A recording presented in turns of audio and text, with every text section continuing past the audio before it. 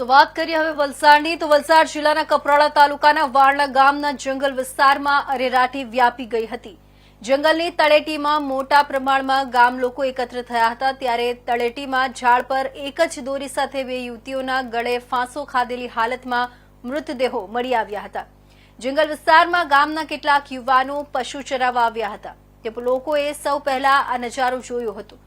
તાત્કાલિક ગામના સરપંચને જાણ કરવામાં આવી હતી અને ગામના સરપંચે તાત્કાલિક કપરાડા પોલીસને જાણ કરી હતી।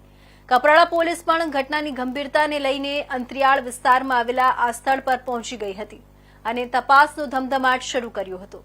નાનાપોડા પોલીસની પ્રાથમિક તપાસમાં બહાર આવ્યું છે કે આ બંને સગીરાઓ બહેનપણી છે। જો કે સૌ પહેલા તેમની ઓળખ વિધિ કરવી ખૂબ જરૂરી હતી। જો કે તેમના શરીર પર કેટલાક ટેટુ ચિતરેલા હતા જેના પરથી પોલીસે તપાસ શરૂ કરી હતી। પોલીસની તપાસમાં બહાર આવ્યું છે કે નીતાબેન ઘુટિયા નિલોશી ગામની રહેવાસી છે તો અંજના કેતકી ગામનું હોવાનું બહાર આવ્યું છે।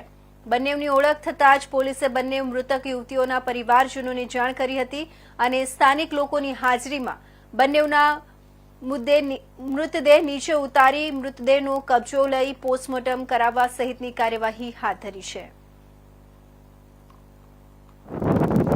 દેવુભાઈ બાબુભાઈ કુરકુટિયા। દેવુભાઈ કયું ગામ છે અને શું સમસ્યા થઈ છે?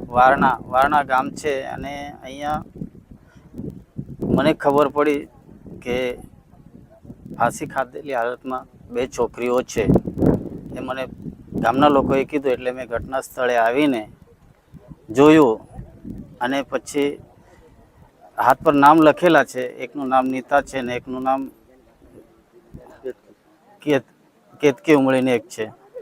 એ બેઉ છોકરી અહીંયા એક જ દોરીથી બાંધેલી છે, ફાંસી ખાધેલી છે અને બેઉ બેનપણી હશે એવું લાગે મને। એમ પોલીસ ફોન કર્યો? પોલીસને મેં ફોન કરી દીધો છે અને પોલીસ ઘટના સ્થળે પહોંચેલી છે અને ત્યારે એ લોકોનું કામ કરતી છે। શું લાગે શું કઈ રીતે બન્યું હશે?